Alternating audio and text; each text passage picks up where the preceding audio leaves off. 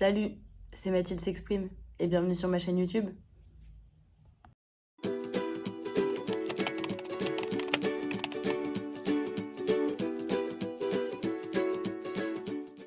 Cette semaine a été un peu compliquée pour moi. J'ai pas forcément grand chose à vous montrer de particulier. Je suis beaucoup restée enfermée sur moi-même, soit enfermée à la fac, soit enfermée dans cette chambre, à essayer de prendre tout mon courage pour relativiser et me dire que je suis partie pour les bonnes raisons.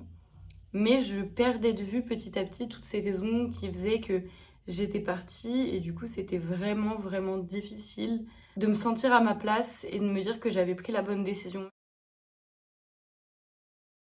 Ça fait 2 semaines que je suis là et on peut pas dire que j'ai réussi à trouver un équilibre dans mon rythme de vie parce que paradoxalement je suis quelqu'un qui a besoin de changements dans son quotidien, mais dès qu'il y a un changement dans ma vie, il y a tout qui part en live et ça me prend du temps pour réguler ce changement.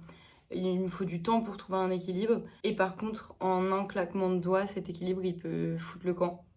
Donc cette semaine, j'avais la grippe et en plus, je dormais genre 4 heures par nuit et j'allais en cours. Et je crois que j'avais pas totalement réalisé la difficulté que ce serait pour moi de me retrouver dans un cours où on parle une langue étrangère. Et puis, il y a un truc aussi qu'il faut savoir, c'est que dans ma coloc, on est 11 personnes, comme je vous disais. Mais sur ces 11 personnes, il y a 3 Anglais. Et du coup, on parle anglais. Donc j'étais dans un mode de fonctionnement où on parlait anglais. Et je me suis retrouvée en cours à devoir comprendre de l'espagnol dans un langage universitaire et rapide.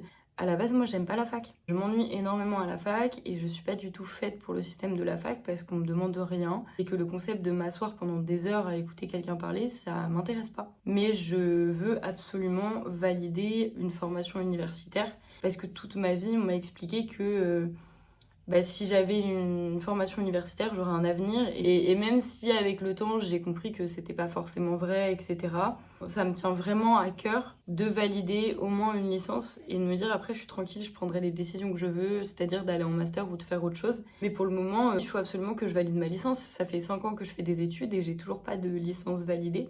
Il y a 2 choses qui m'horripilent dans la vie. C'est quand je comprends pas ce qu'on essaye de m'apprendre ou le monde qui m'entoure, et quand je m'ennuie. Sauf que là, du coup, je comprends pas tout, donc ça m'énerve. En plus, je suis fatiguée, donc j'abandonne, donc je m'ennuie et j'aime pas la fac. Et puis évidemment, la peur et l'inquiétude sur mon année en cours, parce que comme je vous disais, moi je veux terminer la fac le plus vite possible. Et je suis partie assez vite en me disant aussi que mon cursus il passerait plus vite parce que j'allais me concentrer sur d'autres objectifs que juste les cours et que ça ferait passer l'année plus vite. Et là, j'ai eu une inquiétude de me dire, mais mon Dieu, non, ça va être horrible parce que étant donné que je comprends rien et que je veux absolument avoir mon année, c'est pas négociable de rater mon année maintenant. Est-ce que j'ai vraiment pris la bonne décision ? Et en même temps, c'est là où vient du coup la conclusion qui reste positive parce que j'y tiens, c'est super important pour moi de rester positif. J'ai envie de vous dire que si mes peurs aujourd'hui, c'est de pas savoir comment je vais réussir à m'adapter à une nouvelle vie dans un pays étranger, c'est de pas savoir si je vais réussir mon année, de pas comprendre les cours en espagnol dès la première semaine et dès le premier cours et tout. En fait, ça va quoi. La vie elle est belle. Vraiment, si mes peurs c'est ça, et c'est que j'ai gagné. Je vais hyper bien en fait. Vraiment, et ouais, il m'a fallu 1 semaine pour faire cette conclusion-là et avoir ce recul-là, mais c'est, je pense, la conclusion la plus positive que je puisse faire sur cette semaine. Il y a quelques temps, j'étais pas en mesure d'avoir d'autres préoccupations que de savoir si j'allais rester en vie jusqu'à la fin de la journée. Donc, globalement, tout ça, c'est hyper positif parce que ça montre que je suis passée à une autre étape et que, notamment, le stress post-traumatique, c'est du passé. L'anxiété généralisée, je veux pas parler trop vite, mais ça commence vraiment à être du vrai passé. Enfin, on est sur la bonne voie.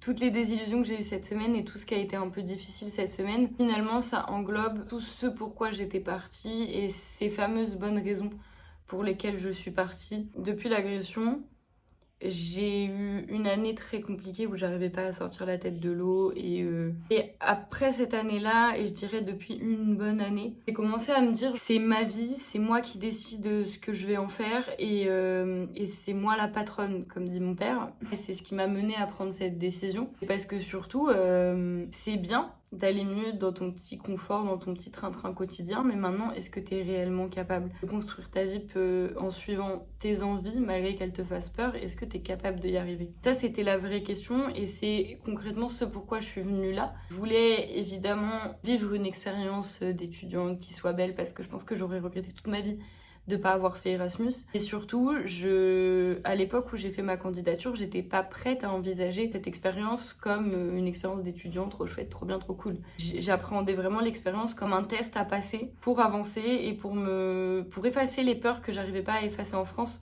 genre sortir la nuit, mais aussi pour me dire toute la force mentale, tout le courage que je peux avoir en France, je vais être capable de l'avoir dans un pays étranger, et ce sera 2 fois plus dur, mais c'est pour ça que je pars, parce que ok, je vais mieux ici, mais je veux aller mieux partout dans le monde. Je voulais me prouver que c'était pas en changeant d'endroit que tous les efforts que je faisais, ils allaient s'écrouler, et que finalement mes progrès, ils étaient sur la durée. Parce qu'honnêtement, il y a 6 mois, j'étais pas prête à vivre ça. J'aurais pas été en mesure de combattre ça. Et même si ça fait que 2 semaines que je suis là et que c'est que le début, j'aurais pas été en mesure, ne serait-ce que de monter dans l'avion ou de me retrouver seule à l'aéroport.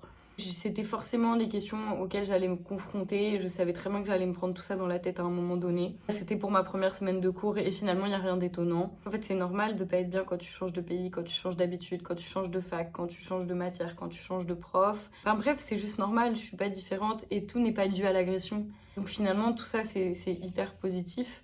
C'était une vidéo un peu brouillon, ça partait un peu dans tous les sens, et je m'excuse, mais pour cette semaine qui était un peu compliquée, je me voyais pas me forcer à faire des trucs ce week-end pour vous montrer des choses que finalement j'ai pas faites, parce que je veux vraiment que mes vidéos elles soient authentiques et qu'elles retracent mon parcours. C'est aussi un carnet de voyage pour moi, ces vidéos YouTube, et donc j'avais besoin juste de m'exprimer et de poser un petit peu tous les doutes et toutes les étapes par lesquelles je suis passée en une petite semaine. En tout cas, je vous remercie d'avoir regardé cette vidéo jusqu'au bout, et je vous donne rendez-vous lundi prochain pour une nouvelle vidéo.